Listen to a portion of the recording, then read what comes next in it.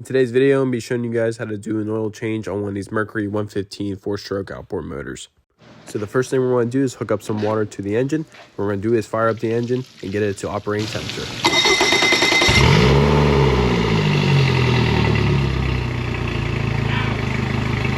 So what's cool about these engines is they actually have these little oil catch pans. So what we're going to do is crack open the oil filter once we're ready, and then we'll actually suck it out with our shop vac. And located down here in the side cowling is the oil drain. Now that the engine is all fully warmed up, what we're going to do is install this little hose. Now, if you actually get the Mercury kits, this will actually come in a lot of their kits. Basically, just slide this right over the drain. And what this does is now we're able to drain all the oil without making a mess. Then we'll crack this open to let the oil drain out. And then at the same time, we'll crack this open, and this will allow all the oil to completely come out. So what we're going to do is just crack this open. You just have to crack it open just enough so you can spin it out with your finger, and then gently you just want to spin it out and then hold your finger over, and you'll see all the oil will drain right down into your little catch pan without making any mess. And as you guys can see here, it doesn't make any mess, and it's easy. You don't have to do all the tilting up, and actually if you really want to, if you position it correctly, you can just leave it just like this. So while that's draining, I'm going to crack open this oil filter to make it a little easier. I'm going to remove this oil dipstick, just get out of the road so it's not in the way. And then we're going to crack open this oil filter. And as you'll see, that it'll start draining into the catch pan. I'm going to use my little shop vac and suck out the oil before it hits the catch pan.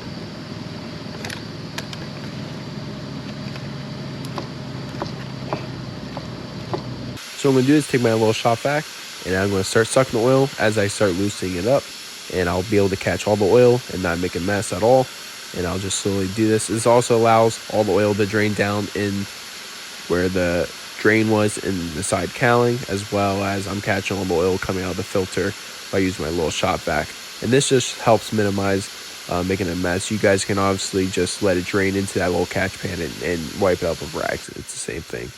And once you start pulling the filter off, what you can actually do is just allow some of that oil to just dump right into that little catch pan, and rather it fall into the lower cowling where you are able to easily clean it.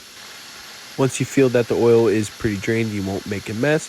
You can then remove the oil filter and basically suck out any oil that you left down in the catch pan and just clean up anything that is leaving a mess around the oil filter housing.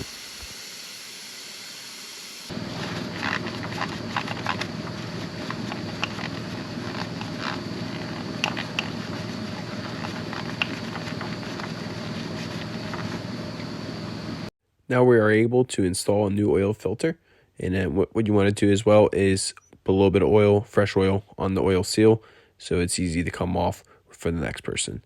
And then you want to thread this on, and just be careful, just don't do what I did here, and I jammed my finger in between the metal and the oil filter, so just be a little careful.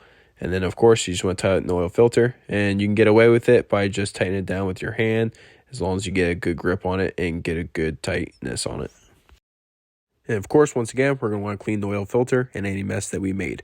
After that, we're able to screw in the drain again. And actually, we can just do this by the hose by just threading in by finger and then fully tightening it with the wrench, preventing any possible mess that we can make. And then we can just pull the hose right off.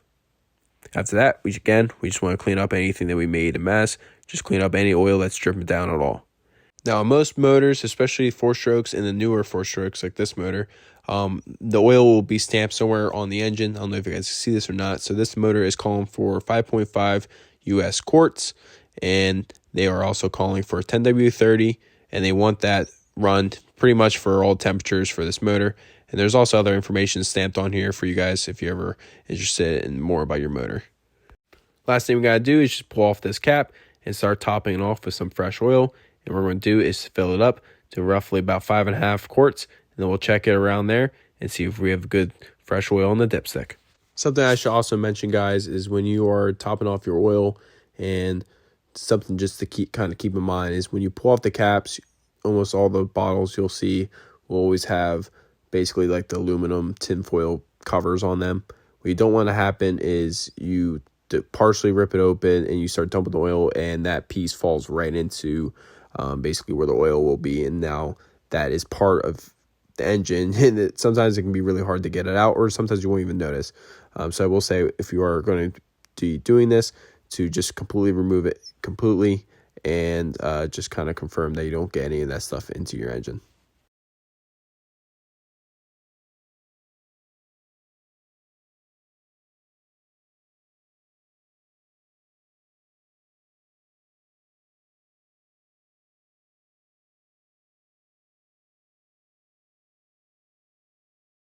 Now we can throw the cap back on, and what we're going to do is check the dipstick.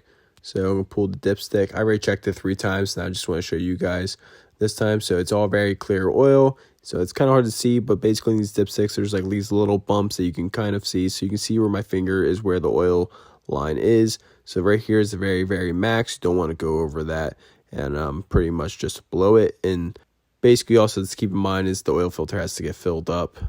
So this is actually kind of a better look. So you can actually see down here where it says add. You want to be anywhere between here. And usually you want to be a little bit higher because you got to keep in mind your oil filter is empty. So when you start up your engine, it's going to take out some of that oil and fill up the oil filter. If you guys enjoyed the video, please smash the like button down below as it helps me a lot, guys. And please subscribe. And I'm looking forward to see you guys in the next one.